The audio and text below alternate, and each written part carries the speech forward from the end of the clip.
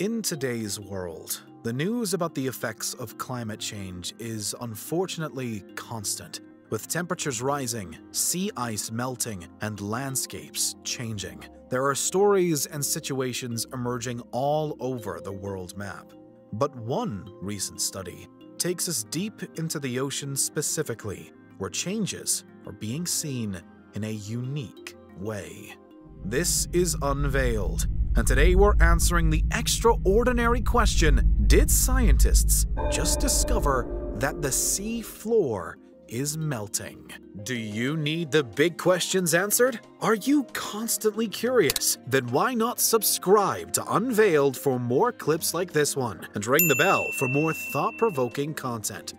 Since most of the Earth is covered by ocean, there's more seafloor on this planet than there is land above the water's surface. We're not exactly familiar with the seafloor because it's so inaccessible for us, but it's really a massive environment. Importantly, it's not flat and uniform all over, but is made up of various layers. The parts of seafloor that are nearest the surface and land are called the continental shelf. But where the shelf drops, where the seafloor plummets further below the water, we have what's called the abyssal plain. And then, in places after that, we move into the very deepest parts of the sea, the oceanic trenches, the most famous of which is the deepest of all, the Marianas Trench in the Pacific. Often, if a study of the ocean floor makes the news, it's to do with exploring an exceptionally deep trench somewhere.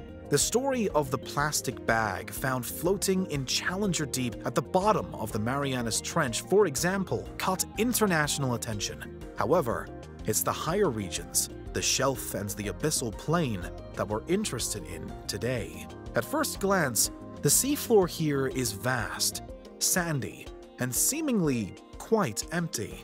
But actually, it's full of diverse wildlife and some unique, sometimes bizarre conditions. For example, the wreck of the Titanic lies on the abyssal plain, and the ruined ship is now home to a one-off and rich micro-ecosystem. The continental shelf and the abyssal plain also hold lots of permafrost, though. Permafrost is permanent frost, as the name would suggest, located on or under the ground, mostly in the northern hemisphere. On land, the effects of rising global temperatures on permafrost are well documented, melting as it does to reveal things that had long ago been frozen and hidden below. The permafrost on the seabed is typically more difficult to study, however. It's expensive to take machines down there to remotely drill, and it requires rare expertise. But in March 2022, a years-long study conducted by Unveiled was finally published. The study involved sending remote submersibles into the deep water of the Canadian Beaufort Sea and taking regular sonar scans, which produced a map of the seabed's changing topography. One thing that scientists soon discovered was that all over the sea floor, enormous sinkholes had developed where the oceanic permafrost is melting, and they're developing, potentially, at an alarming rate. Though the precise cause isn't completely agreed upon, the general reason that melting permafrost makes craters like these is that when the ice that was there melts away, it leaves behind enormous voids, which get filled with sediment falling in from all sides, which creates a sinkhole. While eye-opening, then, it's not an unprecedented discovery. We know that above the waves, on land, similarly huge sinkholes have formed in the Arctic Circle, with some of the largest appearing in Siberia in recent times. This isn't unexpected behavior from Mother Nature. And interestingly, the study from Unveiled, while it may sound damning, isn't all bad news. In fact, scientists have stressed that the melting seabed likely isn't wholly or even partly caused by man-made climate change. What data we have about the temperatures in the ocean where this permafrost is reportedly suggests that it hasn't really been getting all that warmer down there in particular. This isn't thought to be the case across the entire ocean, where various other studies have found that water temperatures have notably risen in recent times, with human action to blame. But in this instance, there are perhaps other forces at play. The most likely explanation proposed by those behind the study is that this is a result of long-term natural climate change. While the current climate crisis is caused and worsened by human action and pollution, it's also the case that Earth has warmed and cooled many times over its 4.5 billion year lifespan. And only in this most recent cycle are humans to blame. With this in mind, Mbari says that the melting deep-sea permafrost we're seeing could actually be an effect of Earth exiting the last glacial period of the last ice age, around 11,000 years ago. The permafrost had formed in the 20,000 years or so up until that point, and it's been disappearing ever since, which is the natural course. Even if humankind wasn't here, it's thought that this process would still be happening, and these sinkholes would still be forming. But still, it's the very fact that humanity does exist that makes the situation so potentially worrying.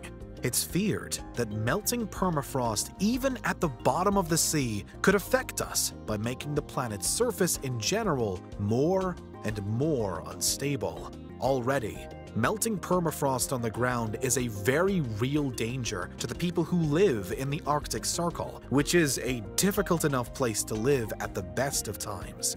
But while some sinkholes have appeared away from built-up areas, others, including again in Siberia, have emerged close to towns and homes. Buildings and infrastructure are at risk, which is both dangerous and expensive to fix. These things are unpredictable too, as it's difficult to know exactly how big a sinkhole will become or when it will eventually collapse. And since most of the Arctic Circle is built on permafrost, it's an ever-increasing issue as the Arctic becomes warmer and warmer. Naturally, the sinkholes that form underwater perhaps aren't so immediately problematic for human populations, but coastlines may well be affected, which is where many human settlements are based, and the general feeling that even the bottom of the sea might be failing us is certainly disconcerting, especially because permafrost has another crucial function as well: to keep methane trapped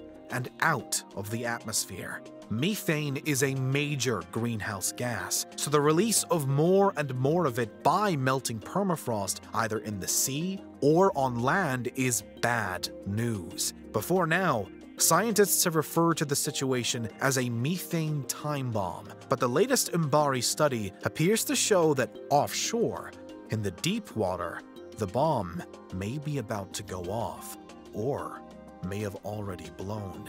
It's a problem because while under ordinary circumstances, a methane rise triggered by melting permafrost as a natural result of the last ice age ending wouldn't perhaps be anything to worry about, when it's combined with rising levels caused by other factors, including man-made climate change, it does become a concern. Finally, though the simple melting of permafrost isn't the only thing that's affecting the shape of the bottom of the sea at the moment, a 2018 study found that in some regions, the seafloor is beginning to strain under the increased weight of water generated by melting ice caps. The pressure at the bottom of the sea is already immense, but that pressure appears to be going up, and the entire seafloor could be at risk of sinking as a result. It's as though the conditions far below the waves and far out of sight for most of us on a daily basis are pressing in from all sides. It's not clear what the long-term consequences of this will be, and the weight of water issue is held to be an entirely separate concern to the melting permafrost and sinkholes. The two aren't, at this stage, thought to be related. but it is another concern nonetheless. Clearly, this is an unfolding situation here, with various factors to consider. The ongoing effects of the end of the last ice age are being seen, measured, and monitored, all while climate change, natural and man-made, creates a unique set of circumstances. And that's why scientists, to some degree, have just discovered that the seafloor is melting. What do you think? Is there anything we missed? Let us know in the comments. Check out these other clips from Unveiled, and make sure you subscribe and ring the bell for our latest content.